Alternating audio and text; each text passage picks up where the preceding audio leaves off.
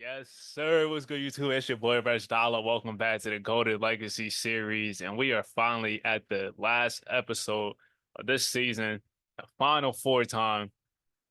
UCLA taking on Duke on one side. And then on the other side, you got Marquette taking on UNLV. And let's take a look at how we got here between all these teams. Duke probably had the toughest road of them all. Had an easy victory versus Stony Brook, led by Rich Mack with 21 and 13. Then and a nail biter coming down to the basically the last shot. Go ahead basket by I forgot who it was. What his brother at? It was this dude. My nigga Tony hit the go ahead basket off the bench. His only shot was a three to win the game and advance them to the Sweet 16 past Kentucky. Then against one of the best defensive teams, you got Rich Mack putting up 27 and 11 as he is leading the nation in scoring. Reggie Mack 19, 5, 5, and 6 in that game. Only took 9 shots. Very efficient. Then they go up against Houston and end up winning by 3 points. Rich Mack, 23 points. Reggie Mack with a double-double and 11 assists for Matt Adams. And that's how they found their way in the Final Four. For UCLA, let's take a look at their path. The number one overall seed, kind of coming out of nowhere. It looked like it was potentially going to be a lock for UNLV until they lost that game against Nevada in the semifinals of the conference tournament. UCLA swooped in and they took care of business. Won their game, first game in a blowout. Then went up against Syracuse. The Cambridge Twins they didn't really do anything, but the rest of the squad picked up the slack and they still won by comfortably by like 18, 19. Then against Illinois, another comfortable win, 27 points for Tyson Cambridge. And then against Michigan State, they win by 9 points thanks to a double-double and near triple-double by Tyson Cambridge. And that's how they made it to the Final Four. Looking at Marquette, 5 seed. Let's look at how they did. This was probably the weakest bracket of them all. They won by 30 against New Orleans, then took on the conference rival and Providence, ended up winning that game by 7 points. Then luckily the number one seed in that regional ended up getting knocked out, and they ended up playing Notre Dame, who was the hottest team in the conference, in the tournament. And they escaped with a 2 point victory. Then they end up playing South Florida, winning that by 4 points. Off the bench, you got Capano dropping 21 points. And Isaiah Green, who's been the leader of this Marquette squad, looking like a really good prospect, boosting up his draft stock, putting up 18 a game, 6 rebounds, 2.6 assists, 1.5 steals, and 1 block a game. Elite wing. And that's how they made it to the Final Four. And then UNLV, let's take a look at their path. Started off against Oral Roberts in the blowout by 38. Then they played Arizona, taking care of business, damn near by 20, 18-point victory.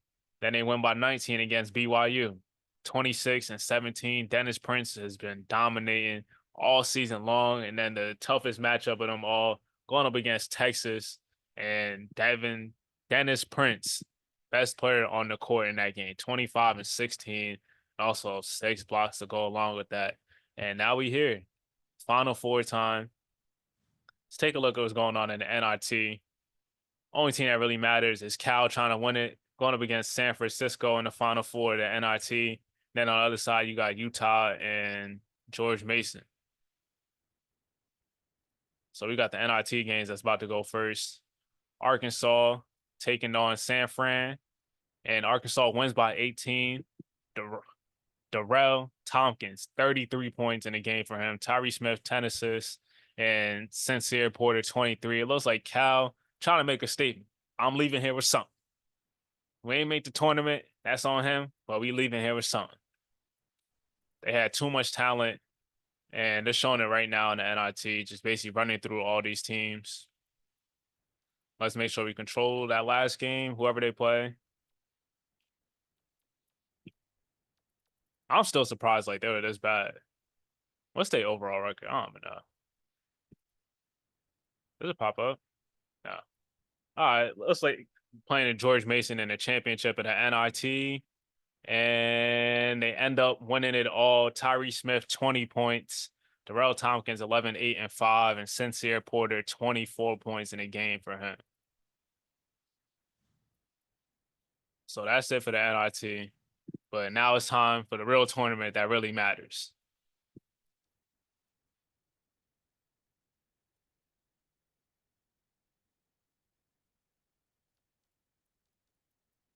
Let's see about to be the first game. UNLV Marquette. All right, yeah, good. We're gonna say the main event. UNLV Marquette. I got UNLV winning. And they end up winning by 19 points comfortably. 32 points, 11 rebounds for Dennis Prince. Special season for him. Great season for Isaiah Green, but it just wasn't enough. They had no answer for him. UNLV, I think they're probably the highest scoring team in the league, in the country, I should say. And they move on. Also, let me save this as well.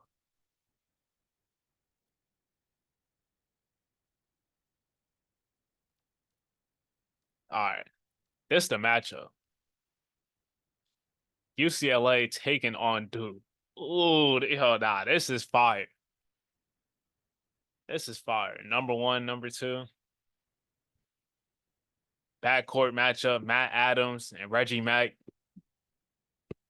going up against Dyson Cambridge, Tyson Cambridge, Cambridge twins. UCLA got experience in the front court. Duke has Rich Mack in the front court. So this is probably basically evenly matched teams. You know who I'm rocking with. All bias. I'm going with the Brotherhood. I feel it. I feel it. I feel it. Duke is going to the national championship game, and it's over. Going up against UNLV, UNLV's only lost one game.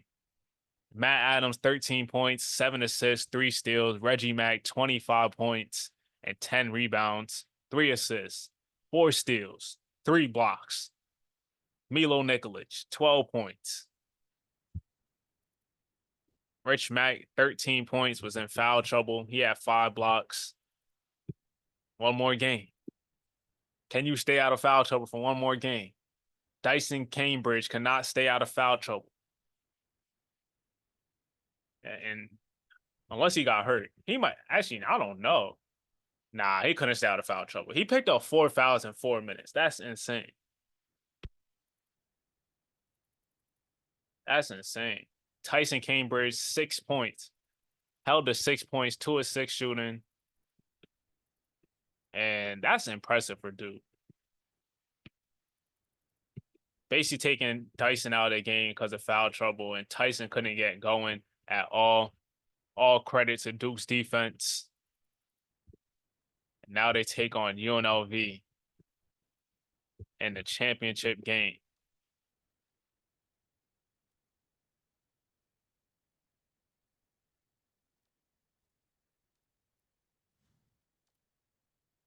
All right, let's go to the tournament tree. Let's look at both teams. Top 2 in the RPI. UNLV only lost 1 game, like I said. Duke got a better overall team. I'm rocking with Duke, obviously. Can they contain Dennis Prince? But can UNLV contain the Max? If the Max stay out of foul trouble, I don't see them losing this game. The only way they lose this game if they get into foul trouble, which is 100% possible in 2K.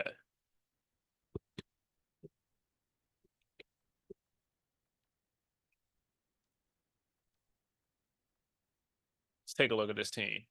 23-0 on the road and home and neutral situations. They were at home when they lost in a conference tournament. 9-1 in their last 10 games.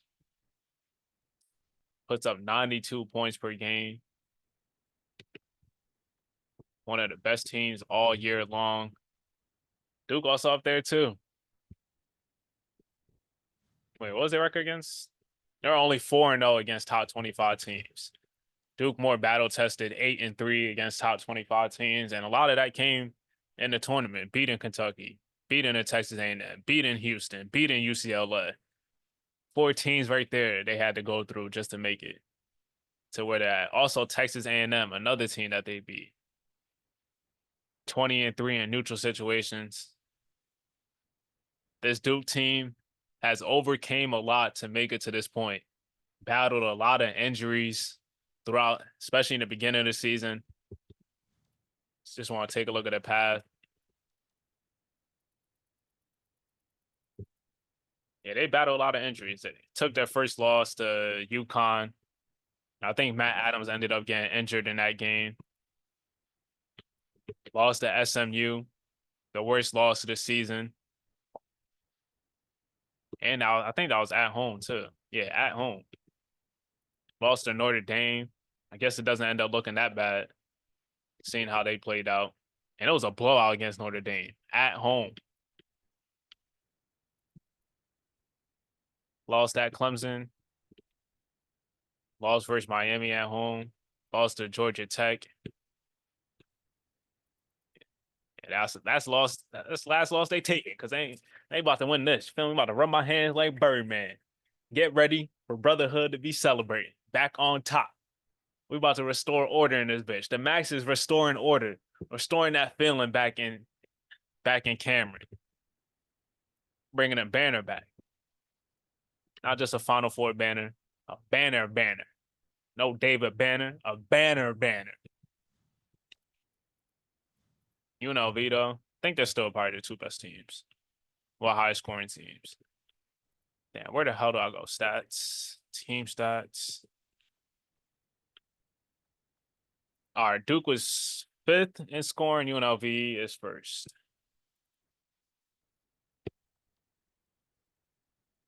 They don't really turn the ball over at all either.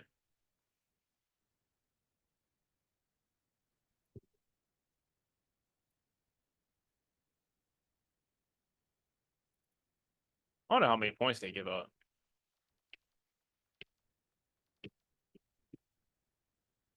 They got 69 points. I know Duke is definitely higher, but they played better competition. Give up 71, so Duke is definitely a better defense. I don't know opponents to shoot 38% from the field. Compare that to UNLV. Are basically the same, but they're playing worse competition. I think it's time, bro. We ain't even gonna play too much anymore. It's time. It's time to take back what's ours. I don't know who the hell is this. He back? I don't give a fuck. He out of here. All right, let's go. National championship game. Duke, UNLV. Let's get right. And we about to go. We about to really simcast this. 15-10 after the first, I guess, media timeout. And this is why I don't really use simcast like that because I feel like they be calling a lot of timeouts, like back-to-back timeouts. Yo, like look at this, bro. All right, going in the second half, 45-40. Duke is up. Matt Adams has no points but 5 assists. Reggie Mack 14 and 7. Rich Mack has 8. On the other side, Dennis Prince already has a double-double, 10 and 10, 3 blocks to go along with that. And Duke is pulling away. Oh yeah. Pop the champagne, nigga. Yeah, feel me. Pop the champagne. I'm about to take a shot of the Casamigos. You feel me? I'm about to go and get a shot of Casamigos because they about to just win this chip. Hold on. Yes, sir. Yes, sir. Oh yeah. Yeah. We about to do them how they did us back in the day in 1990. 27 points, 8 rebounds for Reggie Mack right now. Yeah. Yeah. Yeah, you know what time it is. 31 points, 10 rebounds. And hold on, hold on, hold on. I'm gonna leave this recording right here. I'm getting amigos. Getting the Casamigos. Nigga, I'm recording this at like 12 o'clock. I don't know why I'm taking a shot.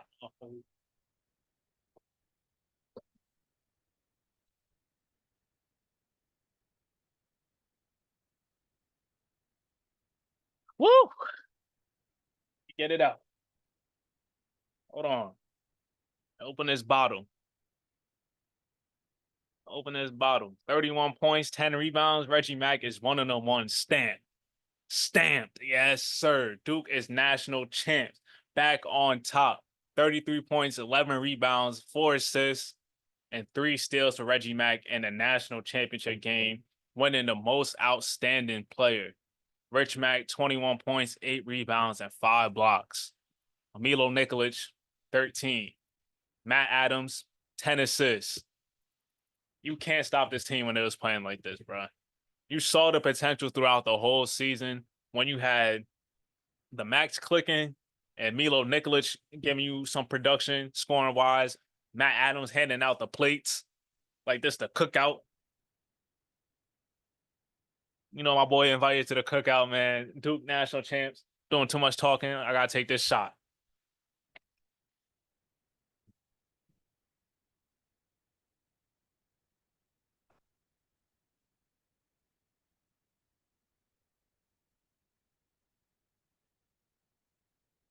Ooh, that thing went to the chest. That thing went to the chest. Yes, sir, though. Yo, shout out to Dennis Prince, bro. He probably improved his draft stock out of everybody. 21 points, 13 rebounds, 6 blocks. He really liked that. Milo Nikolic, you my nigga. Shout out to you. Adding insult to injury. Hitting a three at the end of the game when we already up. That's what I like to see. That's what I like to see. Duke is national champs.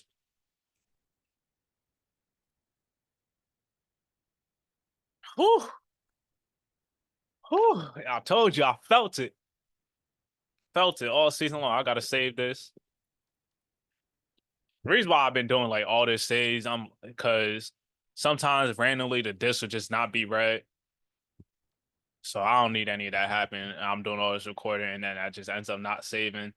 But we made it to the end of this. We still gotta look at the awards though. Duke, yes, sir. National champs. National champs. Player of the year goes to Rich Mack, average 25. And I'm gonna tell y'all something right now. When I'm gonna like be uploading these stats in the Google Docs, not gonna lie, some of the big man, the stats is gonna be a little bit juiced up because the way 2K, like I noticed this game came out 2007, so things are just a little bit different. So like the field goal percentages for certain centers is just lower than what it would be. And also like rebounds, it really just depends on like Rich Max rebounds, I think is on offense and defense rebounds on 99. But it's just the fact that Duke has other rebounders. He's just barely averaging anything. So that shit might get juiced up to, maybe a little 2 more rebounds, 2 more extra rebounds. That shit ain't gonna hurt. Look a little bit more realistic of what he'll actually do. 25 points, 9 rebounds, two assists, 1.6 steals, and 3.2 blocks. The player of the year. And I hope his scoring went down a little bit. I hope he still led the NCAA in scoring, but it really doesn't matter. He is a national champion. He's the player of the year. He's also a big man of the year. Mid-major player of the year go to Oliver Jordan. And if you see guys average double-digit rebounds, it's really because the rest of the team just like they just suck at rebounding. Well, Oliver Jordan, if I put Rich Mack on Santa Clara, he probably would average like 15 rebounds a game. So I'm gonna, give him a little boost a little bit, make things a little bit more realistic. And it's not only just gonna be for Rich Mack, it's gonna be for like other big men and stuff like that. Also a field goal percentage, because some of the bigs might be shooting like 46% because they're taking like so many dumb shots. It's weird because man, I don't know why I'm talking. I don't really care that much. Anyway, let's look at those awards and we're gonna get out of here. Oliver Jordan, 20 and 11, basically. 3 assists, 3 blocks. Coach of the year, John Shire. Yes, sir. Low key, the UNLV coach should have won that coach of the year, bro. Because honestly, there's no way this Duke team should have lost that many games. They should have lost that many games. Dennis Prince, though, defensive player of the year. Yo, I gotta give a shout out to him. 23 points, 10.6 rebounds, basically 1 assist, 1 steal, and 3 blocks in his junior season. Well, it's supposed to be his junior season. He went crazy. Rich Mack, we already saw that. Freshman of the year, they gave it to Reggie Mack because Rich Mack wasn't a freshman. So, fuck it, we'll take the award. Feel me? 21 points, 7 rebounds, 3.7 assists, 2.2 steals, and basically, well, 0.6 blocks. Damn. Yo, this is going to be tough because what Reggie Mack did, like some of the games he had, his highs might have been higher than Rich Mack's highs, bro. And it's really like building a championship team, who you want to go with. I think it's just based on personal preference. And what Reggie Mack did in some of these games, bro, I think I might have to put him at my number one spot. I might have to put him at my number one spot. Let me know who's the better prospect, Rich Mack or Reggie Mack. Like, obviously, if you look at the stats, they on the same team. Rich Mack averaged the most points, but brother, I feel like it's just like another. It's another Shaq and Kobe, obviously, because that was basically when I first made these guys. These are basically my vision. I'm a Lakers fan. I would say I grew up watching Shaq and Kobe, but I was like fucking young as hell. I was born in 2000, so they was winning championships. But like that's kind of, you know, feel me? That's how I kind of came up a little bit. Like the first finals I can remember is definitely the '04 finals. I was young as hell though. It's kind of crazy, like the memory that I kind of have. And I also remember playing NBA 2K5, my cousin crib, like all the time. Ben Wallace on the cover. Niggas lost the Pistons that year and shit. But yeah, it's really just personal preference. Rich Mack, Reggie Mack, Shaq or Kobe. We ain't going into the whole rabbit hole with Shaq carrying Kobe, but like it was series like and the 2001 playoffs and the Western Conference, Kobe was the best player. When it came finals time, Shaq definitely was undoubtedly the best player in those finals. But like the real conference finals used to be in the Western Conference, and it was sometimes Kobe was the best player. 2000, Game 7 against Portland, Kobe was the best player when they made it to the finals that year. It's a lot of moments. Kobe led the team in fourth quarter scoring in the 2000 playoffs. So it's just like whoever you want to take, who you want to build your franchise around. I think I'm gonna take Reggie Mack, bro. That's all I'm saying. First team All American, Tyson Cambridge, stamped. 18 points, 7 rebounds, 6 assists, stamped. We already talked about Reggie Mack's stats. And hey, Sincere Porter, he said, I'm leaving here with something. Won the NIT championship, averaged 22 points, 6 rebounds, 3 assists. So he averaged more points than Reggie Mack, but the thing is, Rich Mack was on Reggie Mack's team. Well, Reggie Mack had Rich Mack on his team. I don't know if I said that right. Yeah. So he had him on his squad, only averaged a little more points than him. So if Reggie Mack had his own squad, he probably would have led the nation in scoring. Or actually, Rich Mack probably would have still led that shit, what he was doing, dominating. But dominant presence, either one of them, they're going to be hard to stop. And both of them, I'll spoil this right now, both of them are generational prospects. Generational prospects. Dennis Prince, we already talked about him. Rich Mack, we talked about him. This is a stacked first team All American, including basically 4 freshmen and Dennis Prince. Second team, Prince Aminu. Shout out Prince. Projected to be a first team All American, ended up a second team, 18, 4, and 6. Zaire Gatson Ended up a second team All-American, averaging 17 and 9, 2 assists. Mario Ellington. Mario Ellington, Dennis Prince. That's a tough conversation. Mario Ellington, I think he led the nation in blocks. Dennis Prince ended up winning Defensive Player of the Year. Average about, oh my God, just cracked a bone in my head. Crazy. Mario Ellington averaged like 20 and 9, basically. 3 blocks a game, freshman. So like just off that, I think I just had to prefer Mario Ellington when I'm doing my big board. But Dennis Prince definitely closed that gap and is kind of making it a conversation. Oliver Jordan, second team All American. Is there a third team All American? I'm not. I guess they didn't have it around this time. All freshman team, Trey Phillips. I moved him down on my big board a lot, but he was struggling. But that's just the freshman slump that he was in. Reggie Mack, Chase Cassidy, he's supposed to be a sophomore or a junior. All right, we really don't need to look at freshman of the year because it's not really accurate. All conference, all conference champions. Okay. Coach of the years. I guess we could look through this real quick. Man, that shit don't matter. All right, player of the years. Player of the year in the ACC, obviously Rich Mack. Atlantic 10. Logan Shazauskas. How much games did he even play? He played 25 games. Okay. All right, so Logan Shazauskas won player of the year in the Big East, averaged 20.5 points per game, 10 rebounds, 3 assists, 1 steal, 1 block. Big Ten, Dante Carter, averaged 18 points, 9 rebounds, 3 assists, 1 steal, and a block.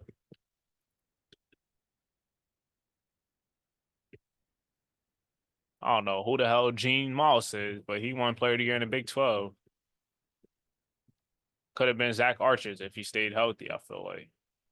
London Price averaged, you could barely even see these stats. He averaged 20 points, 5 rebounds, and 4.5 assists in the Big West, winning player of the year. Jameer Slater, Conference USA player of the year, averaging 19, 9 rebounds, 2.6 steals, 1 block, and 1 steal.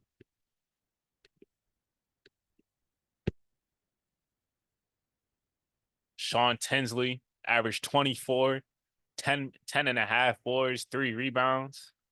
3 assists, 1 steal. Dennis Prince, we already know what he get into. Osia Kenjo averaged 18 points, 14 rebounds, 2 assists, 1.5 steals, 2 blocks. Led the nation in rebounds per game. Like, imagine if I put Rich Mack on Ohio on the Ohio Valley team.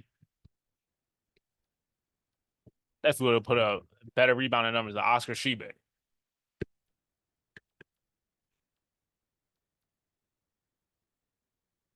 Pac-10. Yeah, we know that. Mario Ellington, SEC Player of the Year. We already know West Coast goes to Oliver Jordan. All conference teams. Amon Bridges. Okay. So we had 3 players in the ACC that made an all conference, an all American team. Lamar Ruffin, second team. D Coop. I thought he was about to go crazier in the points, but 16, 5, and 5 is still good. If you round up on a the rebounds and assists. Moses Johnson averaged 15 and 7. Nah, they are funny for this. They are funny for this. Keon Hamilton played like 10 games. He tore his Achilles. And they gave him a second team all conference. That's crazy. That's crazy. AK averaged 17 and 10. There's no way they did that. Prince Aminu, all conference. Isaiah Green, Camden Hayes averaged 18. Second team, we got Trey Phillips,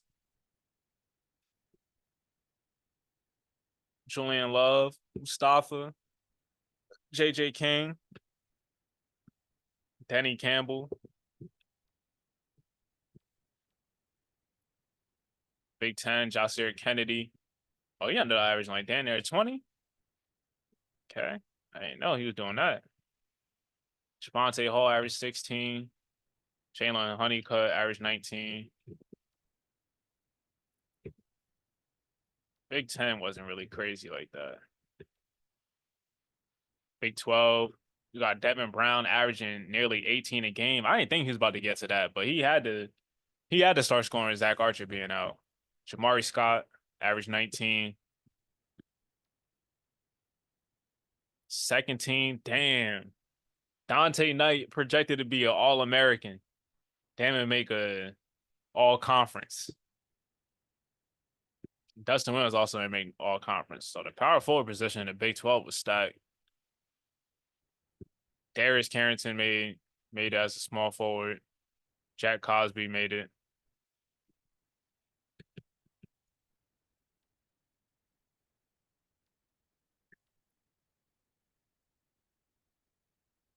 Teo Lingram also made an all-conference team. CUSA, Jameer Slater. You got Blackman on the second team. Okay. Missouri Valley, Melo Jones. We ain't hearing nothing about Melo. They must have been cheeks. TJ Russell made all conference team. Xavier Bryant, Dennis Prince.